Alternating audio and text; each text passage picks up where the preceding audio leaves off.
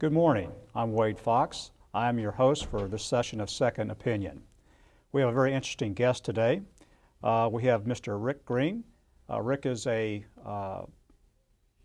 business owner in Pepperell, but he's here today as the Executive Director of the Mass Fiscal Alliance. This is a fiscal watchdog group here in the state of Massachusetts that provides information on a scorecard that talk about how your state representatives are doing when it comes to voting on certain legislative issues. Rick, I want to welcome you to the Second Opinion. Thanks, Wade. Very happy to be here today. That's great. We're going to try to educate the voters of our area about how this works. And I'd like a little background on how your organization is structured and how it works. Sure. Well, if I could step back a little bit, the way my organization was founded, as you mentioned, I'm a businessman, and business really is my passion, much more than politics. But there came a point where, I talked to my accountant and my lawyer, and I live up in Pepperell, and my business is literally 2 miles from the New Hampshire border, and they're like, leave. You got to get out of the state. And I'm just like, no, I'm not going to go. This is my home. I believe Massachusetts is worth fighting for. So I started to get politically involved. And as I tried to look around the state for different business organizations, chambers of commerce and things like that, what I found was Massachusetts, unlike most states, doesn't have a very strong business lobby. In most states, you'd have a statewide chamber of commerce that would really stand up for businesses and small business issues particularly, which interest myself. And here in Massachusetts, you have a lot of small chambers, local chambers, and so I decided to start the Mass Fiscal Alliance as a nonpartisan, nonprofit group that basically would advocate for these issues. And in addition to small business issues, we advocate for general transparency and good government issues. So that's really how it came about, was to fill a void. In terms of the structure of the organization, as you mentioned, I'm the chairman of the organization. We have an executive director and a couple of staff basically located in Boston, and their number one job is, they go into Beacon Hill every day, they find out what the legislature is voting on, and then we put that up on a website. It's really not a novel idea, but happy to say we're the first to actually do it in Massachusetts, where we just go in there, we take the roll call votes, which are very difficult to find on the website for the legislature, and we kind of synthesize it, put it in layman's language so you can understand what the bills are that we're looking at, and then we put it up on the website and we score it. So, Rick, as I looked at the rankings, you rank from 100 down to 0. And when you go and look at the voting records that are available, how do you rank these? What's your methodology of this is a good vote or this is a 100% vote? Or how does that work out? Sure. So when we rank the legislatures and what we're talking, well, maybe we could pull up the first screenshot and just show our viewers what we're talking about. So this is our website, and you can see right here we've got all the state senators and all the state senators on your left and the state reps on your right, and we have a ranking that Wade, you're talking about. That essentially, that percentage number is the number of times, or the percentage that legislature votes the way Mass Fiscal thinks they should be voting in terms of sound fiscal policy and government transparency.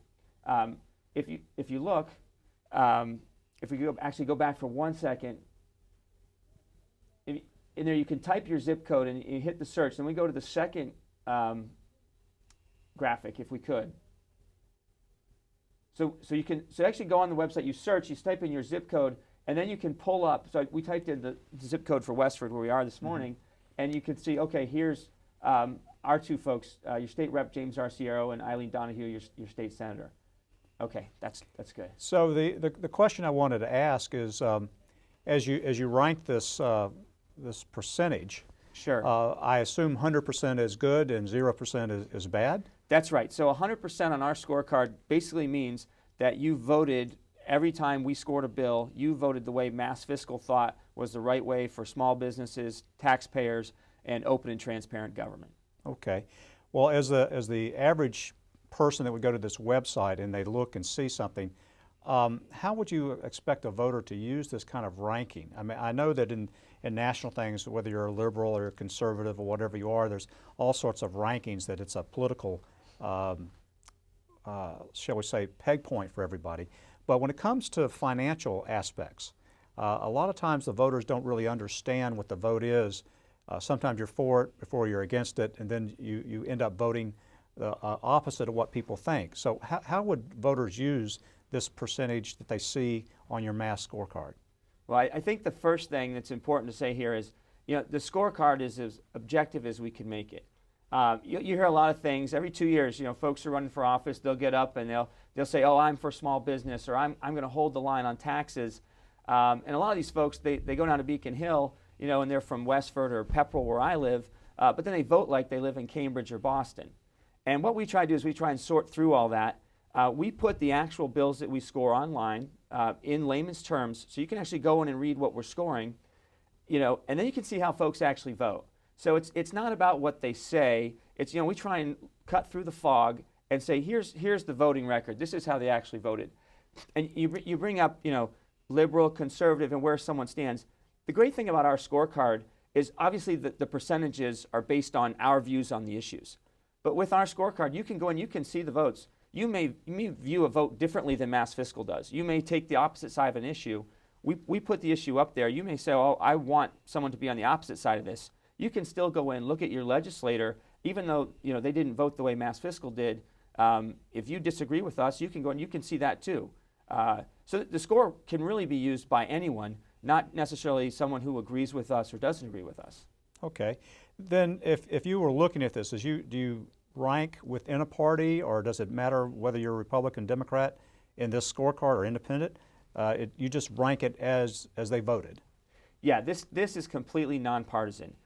Mass Fiscal is a nonpartisan organization. Again, we stand for sound fiscal policy and government transparency, and we take stands on issues, but the vote and the score is based completely on how we view an issue, not how the Republicans view the issue or how the Democrats view the issue. It's just how Mass Fiscal views the issue. Okay.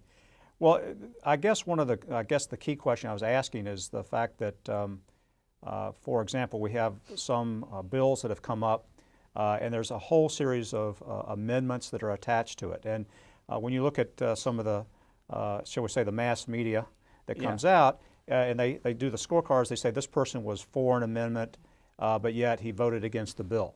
And so it gets a little confusing. I mean, is there an example you can give of that? Well, sure. If maybe we pull up the third screenshot and give an example of this. So here you have, this is your state representative, James Arciero. You can see over here on the right, you have Mass Fiscal stance and where Mr. Arciero voted. I think to your particular question, I believe perhaps there was an issue, the gas tax, where I think if we were to scroll down, this is a screenshot, but I believe at one point Mr. Arciero may have voted against a gas tax in committee or an amendment, but then eventually he voted for the overall bill, which actually increased. He voted for the budget, which ended up increasing taxes. I think in this case we actually scored both of those votes. So both of those votes would actually feed into the score. So, well, let me ask you, and I guess that's where I'm getting a little confused. If you score both those votes, and at one point you were for it, and at another point you were against it, do you come out with 50%? Yeah, or how does it work? Again, so it's just a vote. It's just a scorecard. So it was basically in those two, it would be a 50%. Okay. But do I want someone who's with me 50% of the time, 100% of the time, or 0% of the time if you disagree with us? I mean, that's what you have to really look at. I think another thing that we sort through is you have a lot of votes up there that they try and pass on voice vote.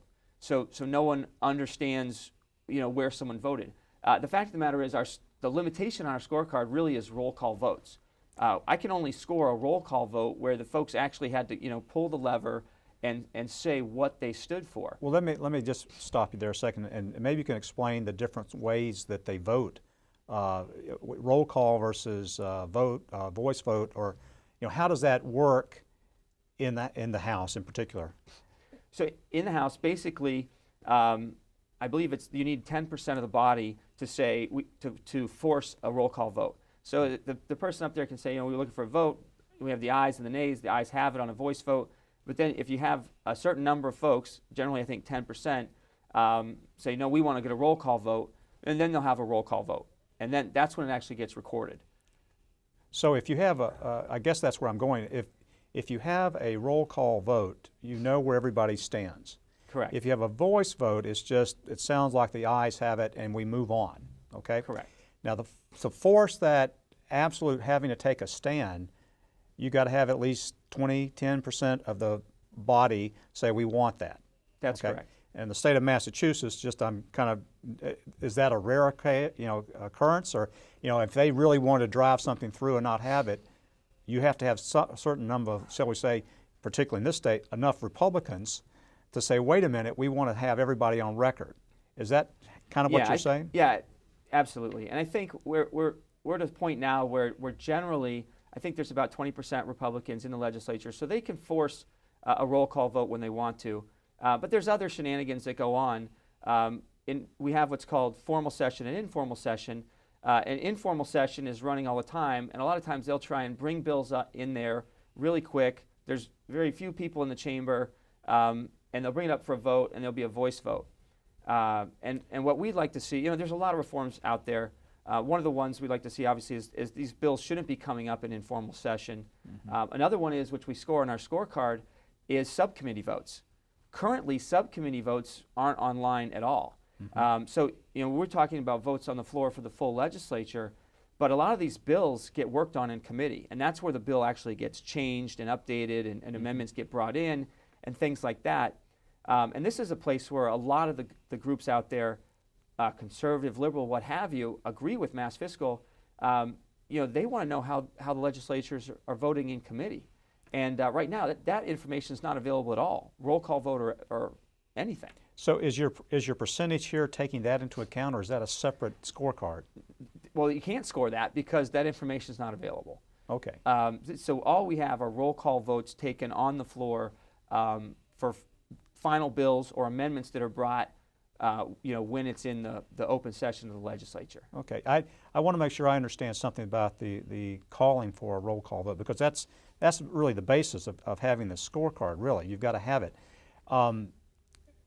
If for any reason that ratio of 80-20 or whatever it is changes in the House, you could not have roll call votes if the majority of the Republican Democratic mix said, no, we're not going to have it.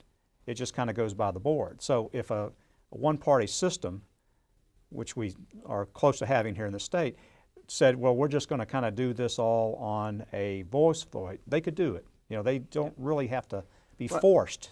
Well, and what you're talking about generally, I think, comes down to the rules of the legislature and the rules of the body. And every 2 years when you elect new folks, they set their own rules.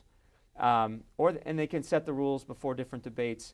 And luckily for us, those rules are actually, those votes they have to pass on a majority basis, and so we get to score those votes. Mm-hmm. But for instance, you bring up a great point. Right now they're discussing the budget for 2015, and basically, in the rules, they passed what some people are calling a gag order, where they essentially said we can't debate certain topics. And their point was, well, these have already been debated. So here you have the legislature setting their own rules to limit debate because they don't want to talk about certain issues. So, but you don't really have a scorecard on procedural votes. Well, in this case, if it's transparency or good government, yes, we can score that. So I believe actually we did score the vote, to implement this gag order. I believe your local representative voted against allowing discussion on certain issues on the budget, and that was against Mass Fiscal stance. We believe all issues really should be open to discussion. I mean, that's what we elect the legislature for in the first place. So that would be a 0 rating. On that particular vote, okay. Yeah, I do believe yes. So let me just kind of roll that forward to some of the other things that we've had to deal with. For example, the gas tax, which was passed, yep. But it seemed to be a perpetual tax increase that no one has to be held responsible for because they just automatically tune it up every year. Sure. Is that how do you rank something like that? Is that that's just done once and forgot it, or we're going to have to worry about this in the future. You don't keep every year kind of scoring them on that. That's just done. Well, in terms of the scorecard, if they don't bring it up again and they don't vote on it again, then we have no opportunity to score it. But each year, if someone brings something up and they try and repeal and I believe you're talking about the indexing of the gas tax to Yes. inflation, and what some folks are talking about is taxation without representation. I'm pretty sure that every session or even every year, someone's going to bring that up and try and either through an amendment or a bill try and repeal that, and we'd be able to score each of those different votes. Well, given the fact that you've got you're one of many groups looking after the way people vote, and you're scoring it. I mean, does this have does it have an impact on what the legislatures are doing by having a scorecard like this? And then the second question is, should we, the voters, really care? I hate to say this, but do we really care about scorecards, or do we really understand how the taxes are being used and that we don't need to know that? Well, maybe if I could take your second question first. Absolutely. I think every voter should care about what's going on Beacon Hill. And the whole purpose of our scorecard is to make it easier and more accessible to the average voter. I mean, think about it. Here we are in the internet age, and up until we launched this scorecard earlier this year, late last year, it's very hard to find these votes. I mean, it's virtually impossible to find them online. We ourselves had to actually go into Beacon Hill and pull these things physically and then retype in all the data. So absolutely, I think the second question, everyone should find it important. In terms of the impact, I really think that remains to be seen. I will say when we started out, the average score of the legislature was in, I think, the low to mid 20s. And as we've scored more votes, the average score is believed now is in the upper 20s, almost close to 30%. And we have seen individual legislators and state senators who literally, I can't say they're voting different because of us, but what I can say is, for whatever reason, the votes they've taken since the scorecard online are better than the votes they took before the scorecard was online. Then Rick, let me challenge you on that, okay? I think it's a very good point, and you talk about the scores are changing and so forth, but as a taxpayer in the state of Massachusetts, okay, the scores are going up, but it doesn't look like my taxes. Well, let's be clear. So the average score of the Mass legislature is a failing grade. Okay. It's not just an F. Like, it's an F minus minus minus. Okay. We would hope to see these folks, score in the 70-80% range. I mean, I can't believe everyone's going to agree with us 100% of the time, but I mean, the average score is around 30%. Mm-hmm. I mean, it's pathetic, really. So the question I get to when I ask myself, are we getting better or are we getting worse in the state when it comes to the economy and the taxes and so forth? There's fiscal discipline, and then there's taxation and so forth. Are those married up as a business owner that you've had to deal with this, and this drove you to doing it? Are we really making any efforts to change that business climate? And I know that, as we've talked earlier about, we'd have things that talk about in Beacon Hill or in Boston and so forth, but most of us live outside of Boston. Sure. And we're small business owners or work for small businesses. Is that atmosphere getting better, or do you feel like having this scorecard and having people look at that individual that represents them voting is going to have an effect that would make this a better climate? Yeah, I mean, it's a great question, Wade. Unfortunately, the answer is it's not getting better. You can look at, there's any number of surveys, national surveys out there, CNBC, Wall Street Journal, different folks do these scores, and Massachusetts constantly rates in the bottom. I mean, out of the 50 states, sometimes we rank 47, 48, 41, 42 if we're doing well. In terms of cost of doing business, cost of living, starting a new business, on all these different rankings and national polls, Massachusetts fares in the bottom. And are we getting better as a state? Have things turned around because of the scorecard? I'd be kidding myself if I told you that was true. We're voting for things. We want to raise they're voting to raise the minimum wage. How's that going to help? In the inner city, unemployment with minority youth is like 25-30%. Folks aren't hiring them at $8 an hour, but somehow they're going to hire them at $10.50. Massachusetts unemployment has been below the national average for like 20 years. And now it's crept up above the national average, all right? And now we're locking out these young kids and senior citizens, you know, part-timers, folks who are trying to bring a second income in or a second income into their household. You know, it's unconscionable. I guess I would go back. Also, I want to ask a question. This is kind of a personal question, but Sure. you know, we are living here in Westford, and you have a business in Pepperell, and we're kind of like right on the edge of New Hampshire. Yes. Which means we have options that maybe a lot of people in Massachusetts don't have, which we can just drive across the border and do our shopping and avoid it. Do you find that the rankings, by any chance, or that people feel differently the further away they get from a tax? I'm not going to say tax-free, but a lower tax region versus being deep in the heart of Massachusetts? I mean, does that affect the way people look at how their legislature votes? Well, I think you know, now you're talking about the general public, and it's hard for me, you know, we, as an organization, we don't go out and poll these issues, so I don't have data necessarily on a, you know, on a regional basis. I can speak to my own personal experience. I would say yes. Folks, I'm in a border town. You feel, I mean, I see it on Main Street with the businesses closing. But, you know, I'd like to go back to your earlier question about, you know, it's, for me, it's, you know, is the state changing? It's not. But the question is, how do you change it? You know, I think the scorecard has helped to change it a little bit, but ultimately I think the way you change it is you got to get new people up there. And that's why we put the scorecard out there, is so folks can make a judgment for themselves. They can look at the score for the first time. They have the data right there in front of them, and they can think for themselves, is my legislator or state senator voting the way I want them to? And that's the way I would hope they would use this scorecard, is to learn about the issues, learn how their legislator is voting, and if they don't think they're voting in their interest often enough, you know, I hope they would do something about that, and, you know, and vote for change. Bring somebody else in and give them a chance to vote in your interests. Rick, one more question about the organization.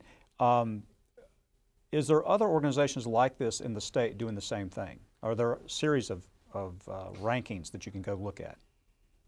To my knowledge, in terms of an online scorecard, we're the only ones.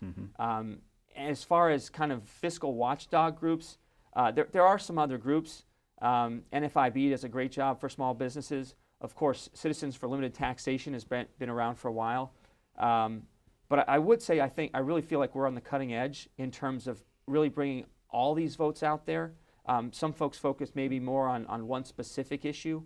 And I think we're kind of pushing the envelope in terms of trying to bring as much information, you know, on as many different bills regarding fiscal policy and government transparency as anyone. Okay, well, that's great. We're going to start to wrap up here. I just want to make sure everybody understands that it's massfiscal.org, which is the website. I don't know if we've got a screenshot that's got that, but it's down on Tremont Street in Boston.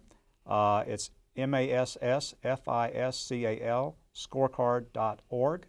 It's got interactive system. It shows you what your state rep or state senator ranking is, and I believe the screenshot showed that it also shows you how they voted on individual ones. Is that correct? That is correct. Okay, so I would strongly suggest that you take a look at these things before you make your next choice. See how your current, how the current incumbent is doing, and looking at how you might want to change that. Any other closing comments you'd like to make? First, I'd just like to thank you again for bringing me on. As I mentioned, you know, business really is my passion. You know, I'd encourage everyone to go to our website, log on, you know, look at what we're doing. And if people, you know, they want to push their own issues, you know, I would encourage everyone to do a scorecard. No matter where you are on the political spectrum, I think the more debate we have, the better it is for everybody. And with the tools and the technology we have available today, you know, we need to bring more sunshine, more transparency to the process, and get all this information out there online. You know, it should be so easy for the voters to just spend 5 or 10 minutes and really understand this stuff. So I would encourage as many people as possible to go out there, look it up for yourself, get involved, educate yourself, and really understand what's going on with the issues. Okay. Rick, thank you for coming, and this is going to close out our session. And I just want to repeat what we say every time, is if you don't understand something, please get a second opinion.